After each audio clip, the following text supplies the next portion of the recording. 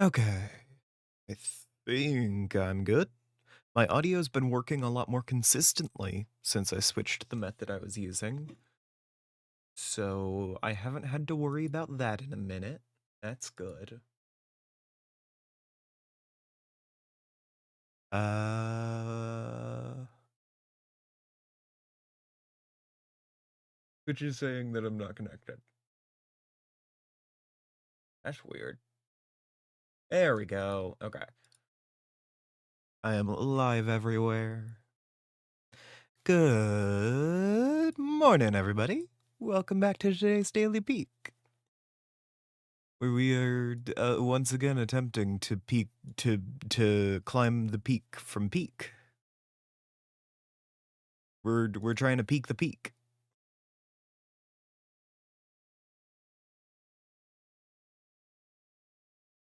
Oh, but I do got to take my meds. It's a little late in the day for it. But I wanted to watch a news show before this, and somehow it ended up being good. Drinking a Lost and Found Energy Blue Rush. But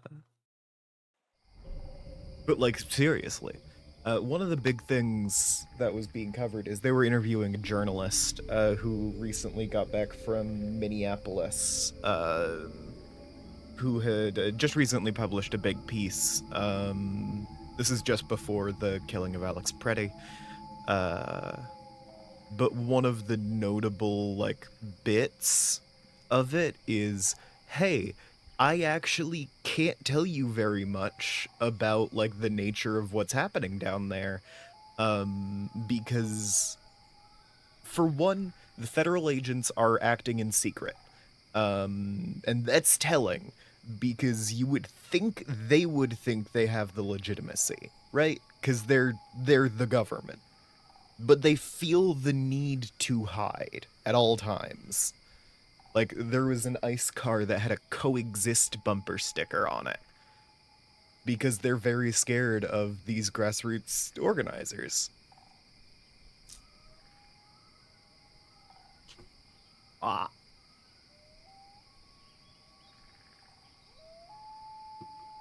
Just took my meds. And the other thing is, a lot of these grassroots organizers are kind of concealing a lot of their efforts from the press, not in countering ICE, but actually in the like mutual aid part of their whole organization. So one of the big reasons you are not hearing about like the inspiring stories of people making sure that everyone is getting fed, helping people pay rent, all that kind of stuff, because like most of Minneapolis is sheltering in place right now.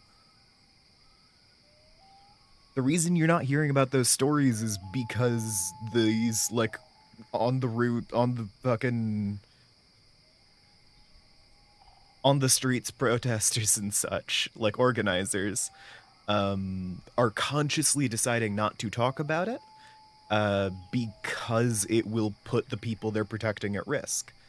And that kind of brought to my mind, like, oh, the reason I'm not hearing about the good stuff that's happening is because it would be, like, too dangerous. If I started hearing about it, it would be bad. And it gives me a little glimmer of something to be like, okay, there is good that I can't see, and now I know that it exists even though I still can't see it. And that's helped me this morning.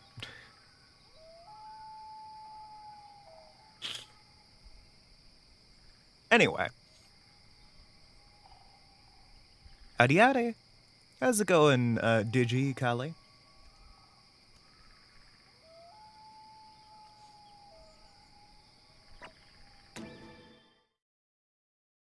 Just took my meds and also my like vitamins and shit.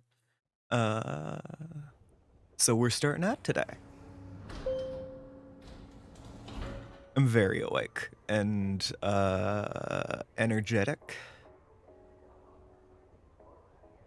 I don't want to lie to y'all, but you know, it's easy to get tired out these days. I'm having more good times than bad, but it's easy to have a time.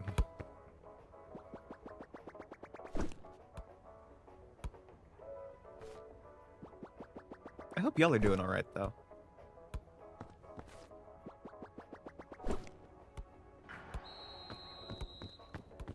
I'm still... Yeah, no, I do sound much more alive, hopefully. I did a lot of really cool, like, tabletop stuff in the intervening days. One of those tabletop things was live streamed, actually, over on Ami's channel, Buy in Hell. Because I'm running a Fate campaign for them. And it's actually going amazing. They're all basically, when I was starting out like with the campaign, I initially didn't actually want to do it all that much, but it was like, okay, I need the practice, and also I love Ami very much. So it's like, okay, like in my brain it's like, okay, I want to delay this for a while. So I told Ami, it's like, hey, find some people who you're cool with being recorded, because my, like, condition here is I don't want to do this all that much. I would like to make content out of it, because I'm not sure if I'm going to enjoy running it. So it's like, maybe I make money off of it. And that's a very callous perspective of me to take, obviously. And I was like, okay, the type of person who wants to do improv for the first time on a live stream is pretty slim. I won't have to deal with this for a little bit. Yes, I am the asshole in this story. I'm not gonna attempt to phrase it anyway else. This is a dick move. But Ami actually did go out and find several people who are, like, actual live streamers. They're VTubers. And despite, like, not doing much in the way of, like, tabletop stuff, or role-playing stuff, they were all actually very excited to be there, one, and, to, like... They're the kind of people who like being live streamers. So they are just extroverted enough to be able to play a big character, and just introverted enough to not want to take up the spotlight for too long.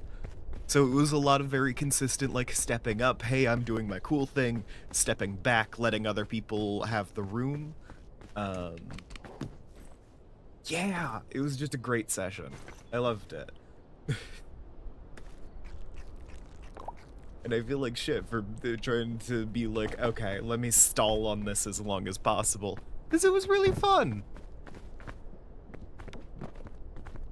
This happened like a few days ago. I don't know exactly how Twitch VODs work, but you might be able to go check it out.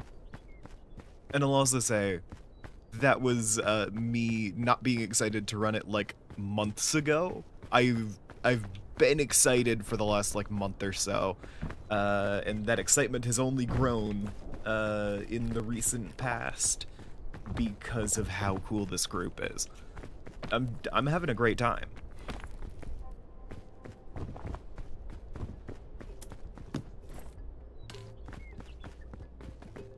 Yeah. That's where I'm at. I also ran a really solid Bloodlord session, which yesterday I actually recounted the events of to my therapist. And originally I was like, okay, I've definitely emotionally impacted the players. I don't know if the same impact will get across when I'm, like, describing it to a third party though, right? I described the whole situation to my therapist and she was basically brought to tears. Like, literally, like, almost started crying mid-session. It was like, oh, I told a great story. I did an amazing job.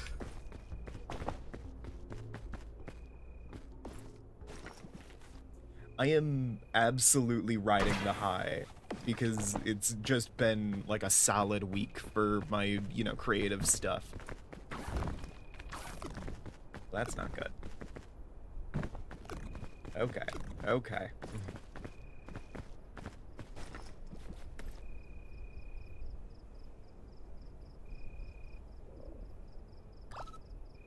Yeah.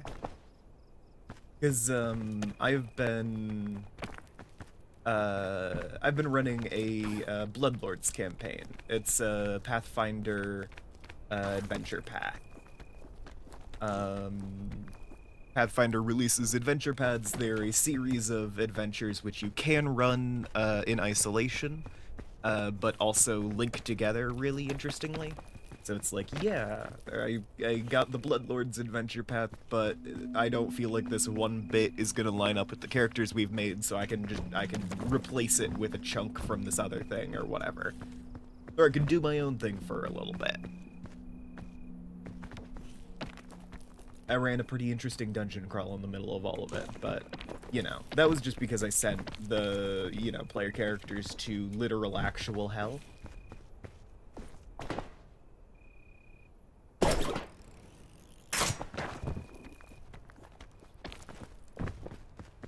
Heart emoji.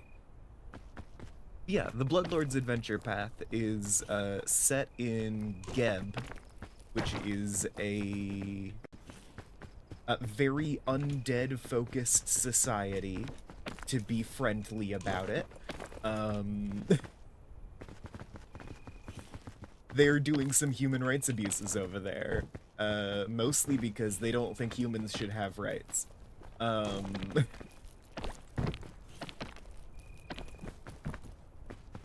Yeah.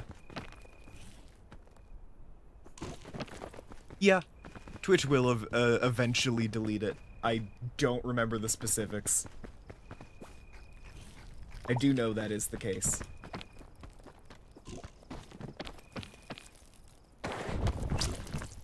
God damn it.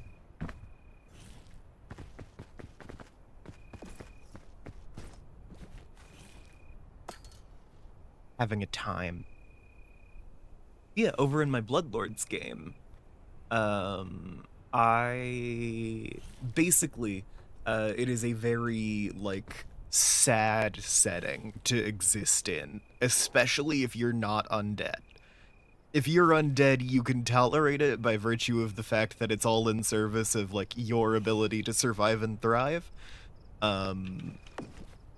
It's harder to deal with that when it's like, you know, this is pointless cruelty just for the sake of it.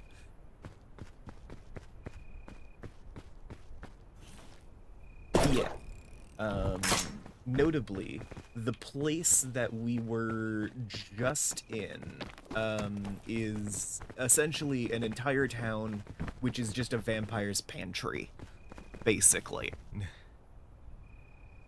There's a vampire known as the Benefactor, an individual who has long shed their name, because there's only so many ties to humanity you can maintain in this. Really?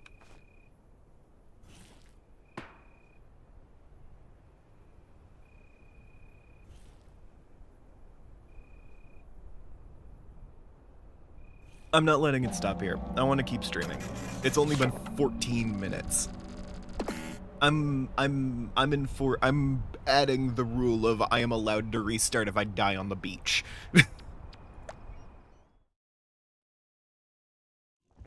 I'm going back to that because I like doing this.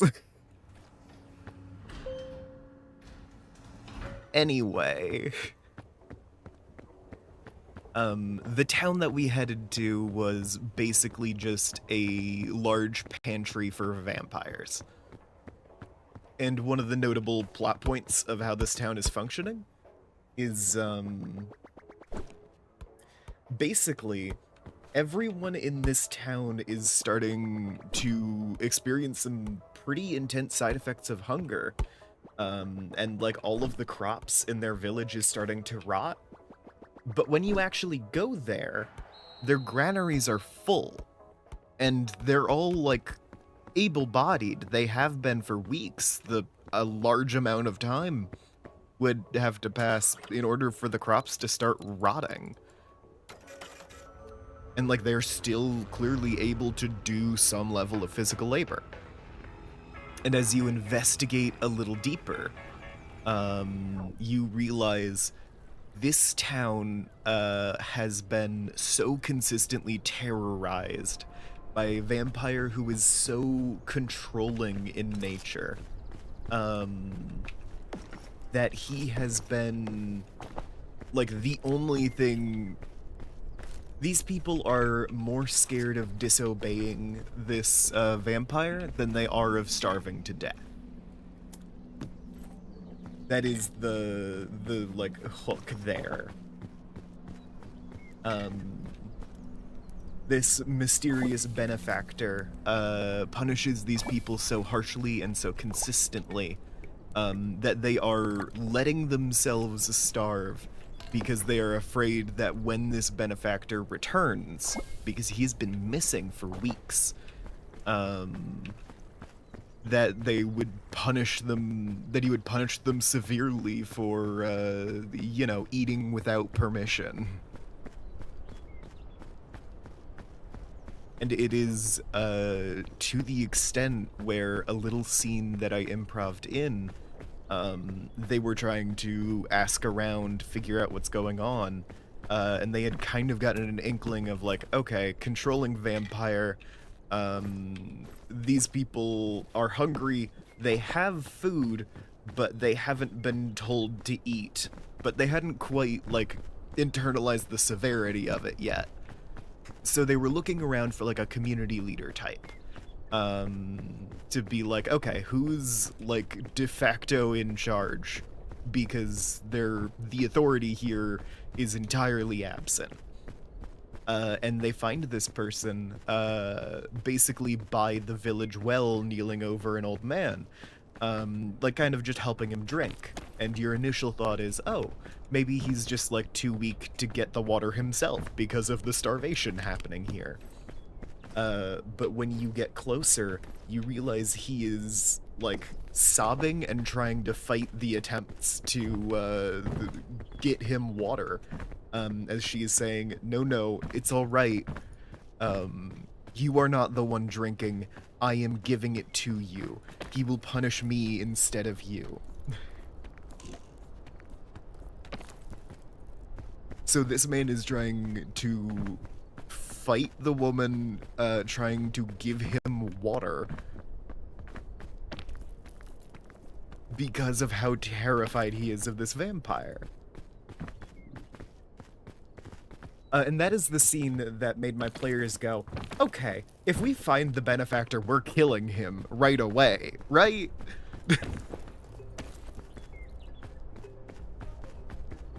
And one of the notable things is no one in this town is willing to speak ill of the benefactor.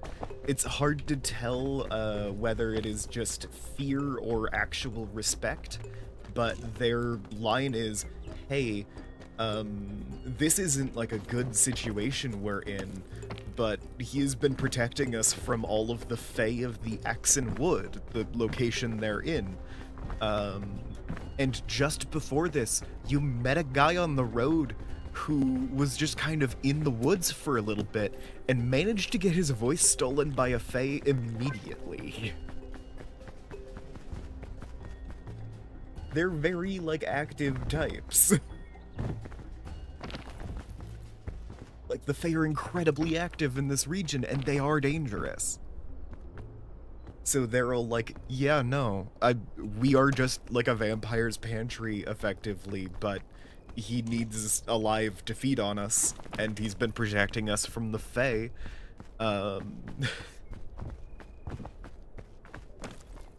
So it's better than the alternative, you know?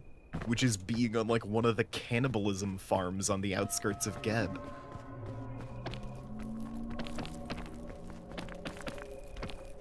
And like the whole thing is such a thoroughly heartbreaking scene. And there's some extra like personal character stuff in there because one of the player characters is a Dampier. For those of you who don't know what that is, a Dampier is a half vampire, effectively. Really, it's a person who has some passive traits of vampirism expressed because they have it somewhere in their bloodline, and it can be anywhere from like half to, you know, like 1/4 to like a fucking a 16th or whatever. You're a Dampier as long as the traits are beginning to like show.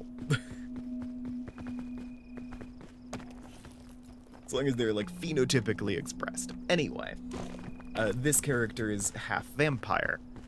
And notably in their backstory, their mother was a very like subdued individual. Spent a lot of their childhood in like this dissociative trance.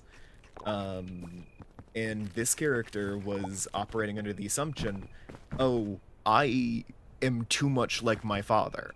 I remind her of the man that abandoned her. And it like hurts her too much to look at me, basically. That was the like conclusion that the player came to. And as they were going over like the behavior of these very thralled humans, eventually the player character put together the pieces. Oh no, they're acting a lot like my mother did.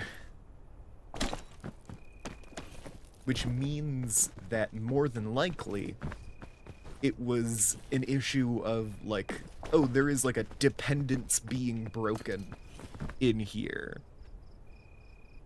And moreover, they had learned in a previous quest that the reason that their father left was not just like carelessly abandoning the family. Her mother chased him off because he had attempted to feed on the child in the womb, basically. Was trying to kill this unborn child because this was also like a bastard. Didn't want to deal with them anymore. And like putting together the pieces here, like going over the way that these characters, these like NPCs are acting. She had the like moment of realization of, oh no, not only was like this trance caused not by my being too close to my father, but because of, oh god damn it. Nope, there's no way I'm... What? How am I... Was it the same spot? Anyway, it wasn't too close to my father, it was because, like, that dependency had been broken. And I just peppered in the fact in there that she likely realized that she had become dependent on this vampire and, like, would have a reaction like this. And did it anyway.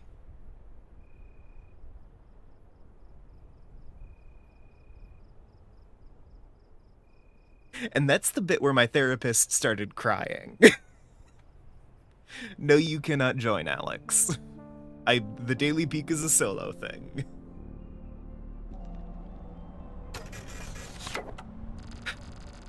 Restarting again, because I can restart as long as I've died on the beach. Same amount of time, almost.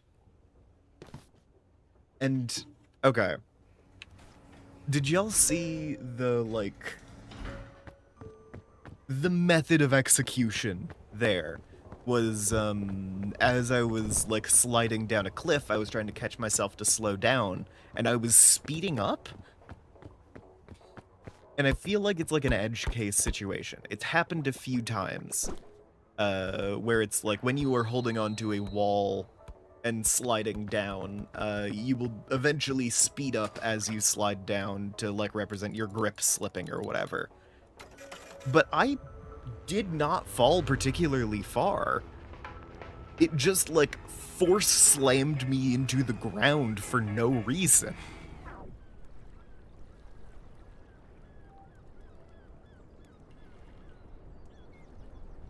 Like, what the heck?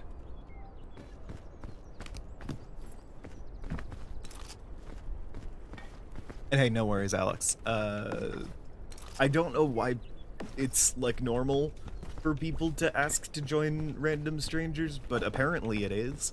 So I'm deciding not to hold it against anyone.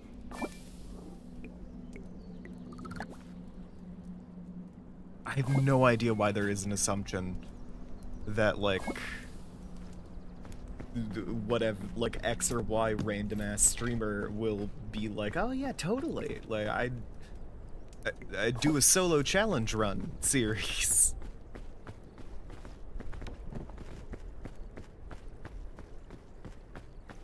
It's a wild expectation to have.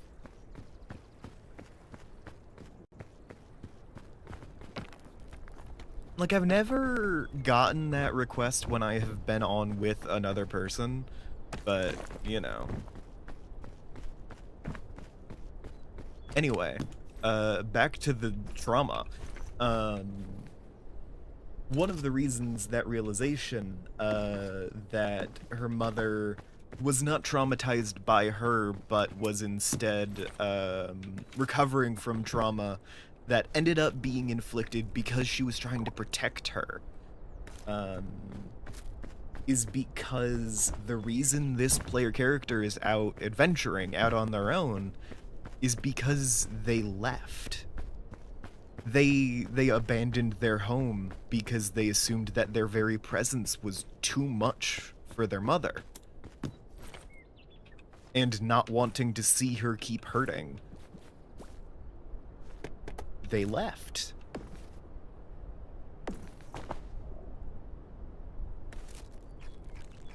And now they are having that realization of not only was like that state like not my fault, but the one thing that she had like devoted her life to trying to protect, like actually risked her life trying to protect, walked out on her.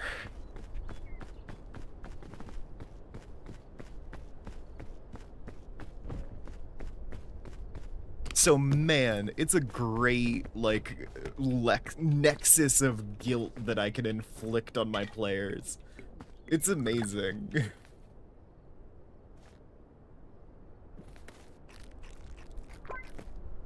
I'm having such a good time. I don't know if you can tell, but I'm having a lot of fun with this campaign.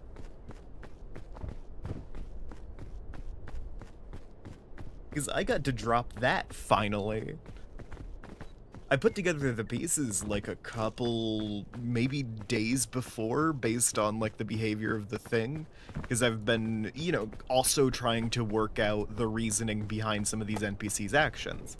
The players suggested things, like, oh yeah, I reminded my mother too much of my father, so, she was, you know, neglectful or whatever, didn't want to see me. And that is, like, a thing that the players established, but ultimately I am the NPCs, and if their motivations aren't necessarily what the players thought, that's just what happens sometimes.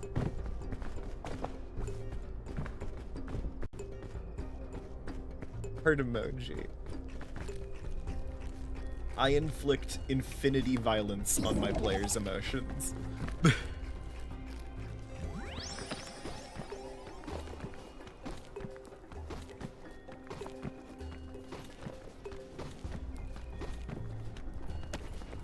Hell yeah.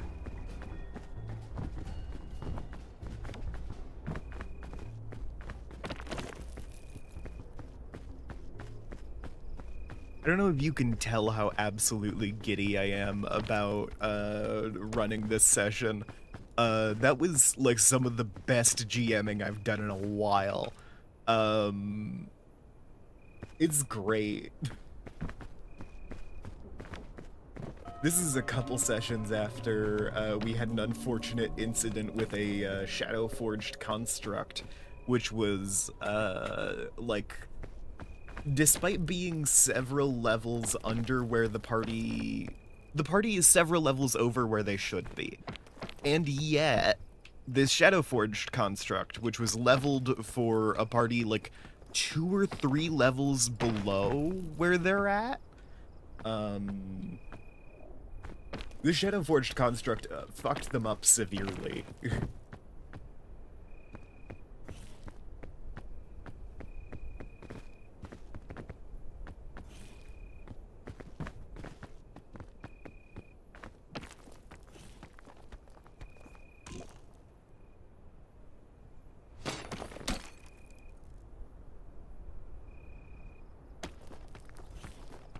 So we had like a 3-hour session, which was entirely these guys getting their ass beat by some random thing. Not even some guy. I can't bring this back as a villain later. This is not a creature with agency or anything. They got fucked up by G.I. Joe. Okay, can't use the chain launcher on the thing. Got it.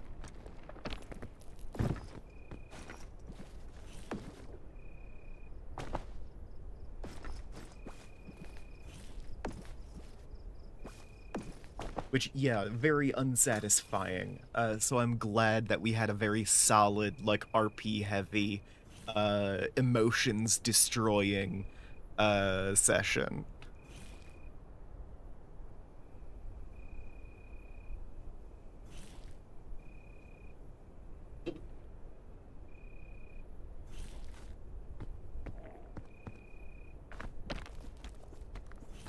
Heart emoji. None of these vampires get to be happy.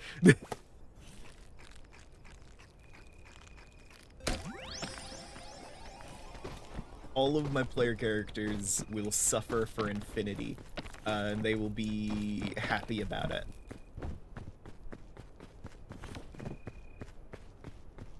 One of the things that I have said to my therapist, is that I have basically been doing a lot of TTRPGs recently, because telling those stories is like the only thing keeping me sane right now.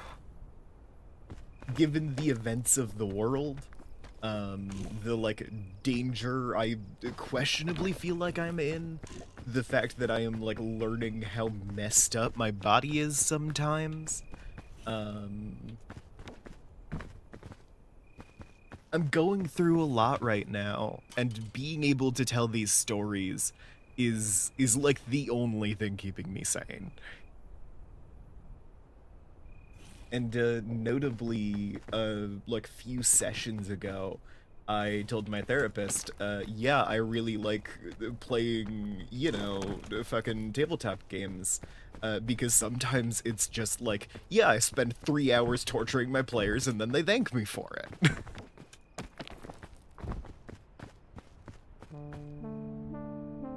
And, like, the way that I was talking about back then was I ran a particularly grueling combat, which represented, like, one character's, fear of a mother figure, like, a fear of inadequacy, and it was so blatantly rigged against them that they realized it was hopeless halfway through, tried to run, and the door vanished behind them.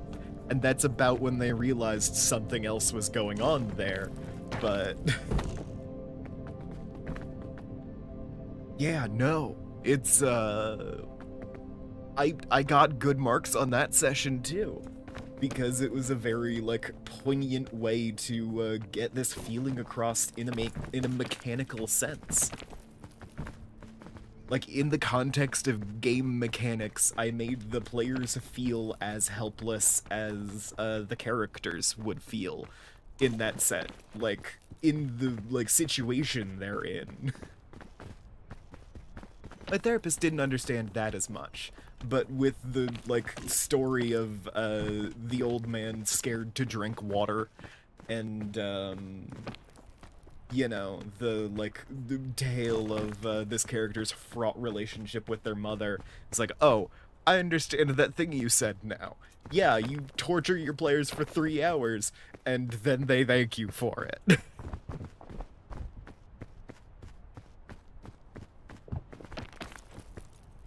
It's so great.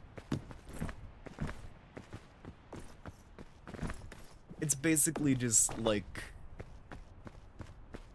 I don't know, asexual BDSM? Like,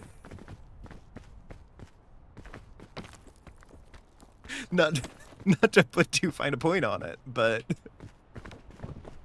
it's a very specific type of storytelling, and it mirrors the dynamics created in that kind of relationship.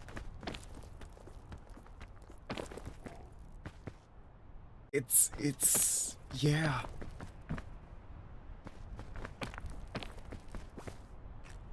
Tabletop games are so fun, you guys.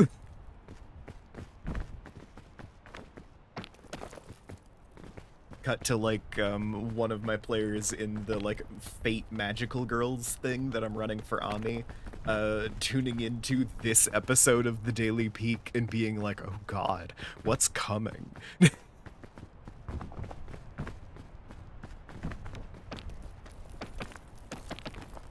Like, sadly, not much, because I didn't get, like, in-depth backstories for the characters.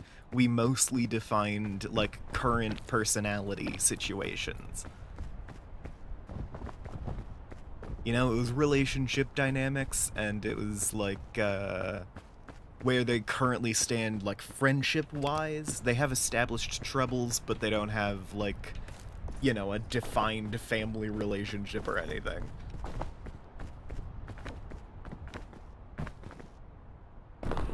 I'll change that eventually, but eventually I'll find the thing.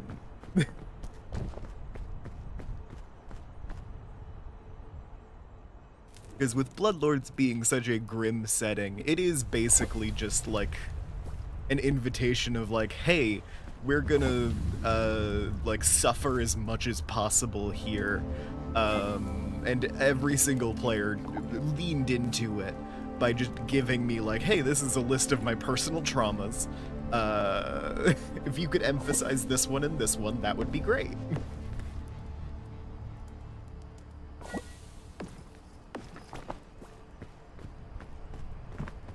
Yeah.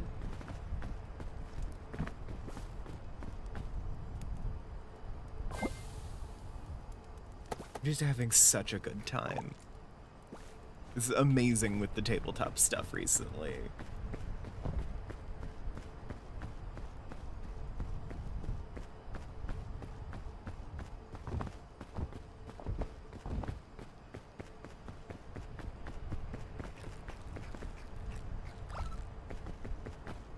Wow, that didn't provide, like, any bonus energy.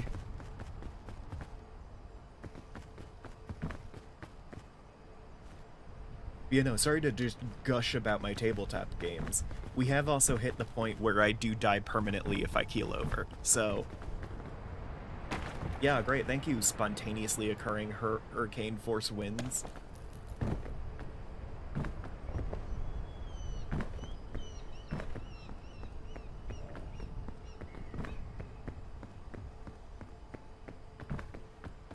So no more revives past this point. I lit the shore campfire. That's the bar.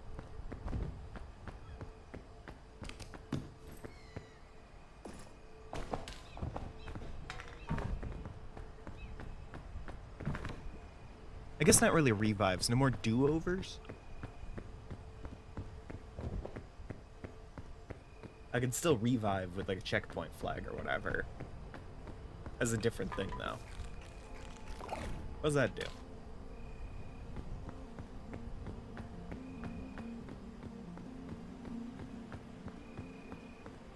Okay, I think yellow's healing today.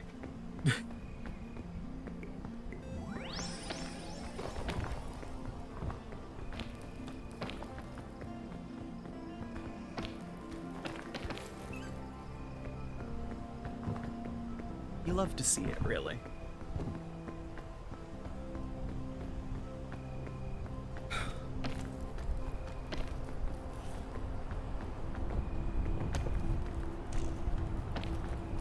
I love running tabletop games. It's so fun. That's a zombie. God damn it.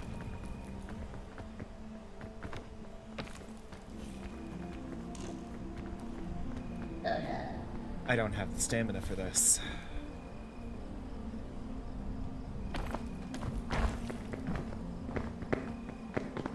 Yep, thanks, bud.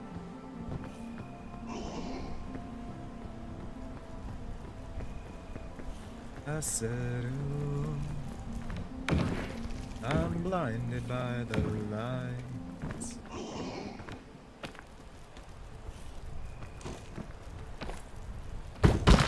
Ow.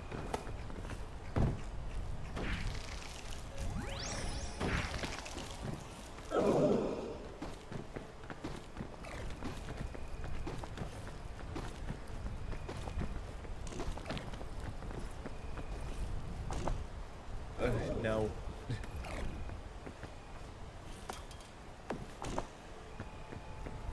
I need the light, please. I need the light to do more, please.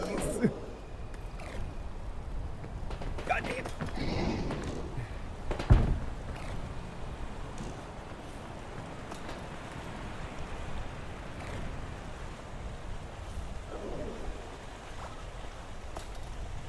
It's like the game itself doesn't like that I decided to give myself restarts. They're really fun. They're really fun, Digi. I love doing tabletop stuff. I need to do more tabletop stuff. I was originally gonna run some Lancer stuff, but it was too much for my brain.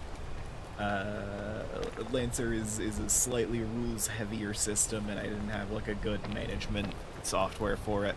You know, happens. I was not in the correct headspace to be capable of running Lancer. No matter how much I wanted to run the mech fighting game.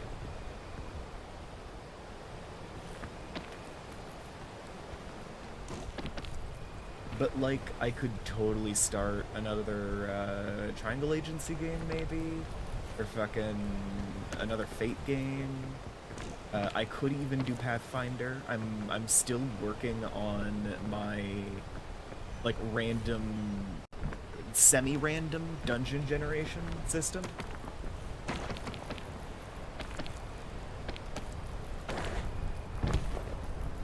There we go. See, that's what it should do when I'm doing my, like, you know, pinpoint calculation. Like, okay, here's how I go down this slope without dying. But sometimes it will just accelerate me to ludicrous speed.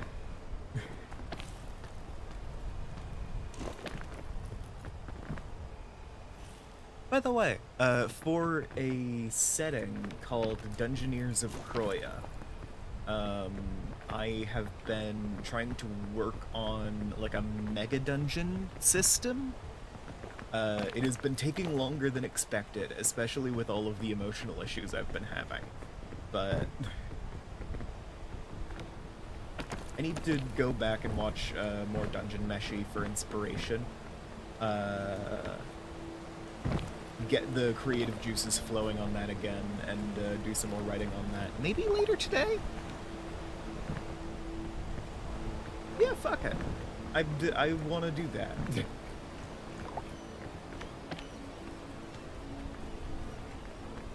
We'll see how it goes. I also picked up this new game called Cairn. They have, like, a bundle deal with Pete. So I only had to pay, like, 20 bucks for it. It's great.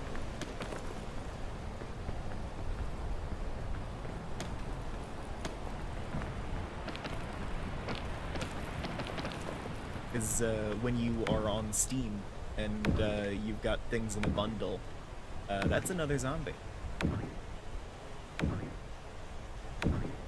When you have some of the items in a bundle in Steam, you still get the bundle's discount on all of the items, and you can get it separately.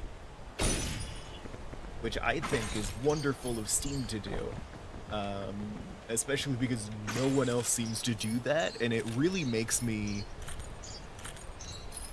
I I I have bought so many games that I would not have bought otherwise because they got that discount. I think Steam gets a lot more money out of that situation. And I think other platforms are loath to do it because they're like, oh, I don't know, giving things away for cheaper. It's like, if you make things cheaper, people tend to buy more of them. Or buy them more often.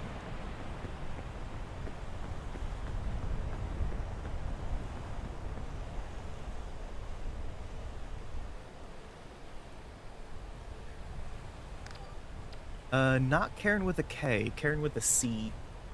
Climbing game.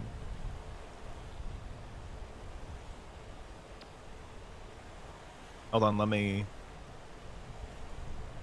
This.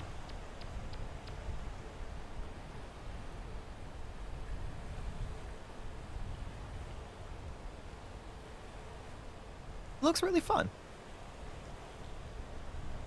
Okay. I wasn't sure if you were thinking of a different game or if you just made a spelling mistake. Both are possible.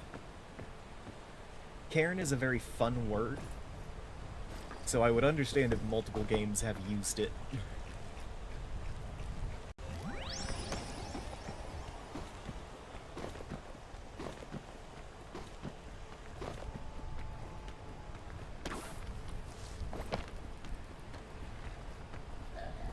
Fuck. Wait.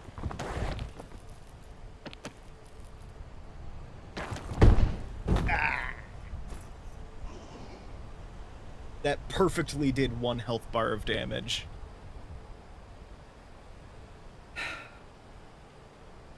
Like the long-forgotten lonely cairn of stone? I have no idea what you're talking about, Pyrite, but sure.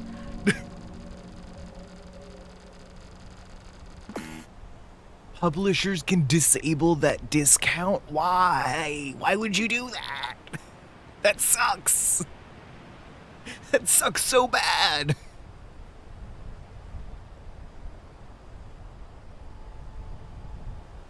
Yeah.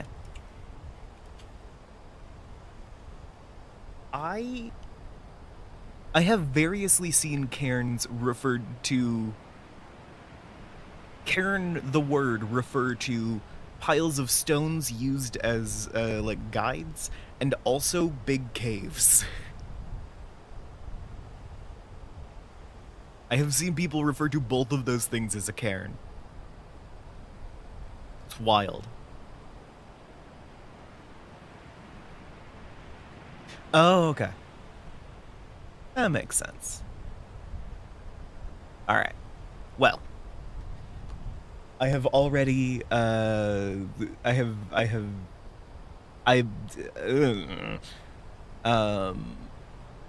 that I have already changed the rules to extend out my time so much, because I decided after dying on the beach, that I didn't want to stop streaming,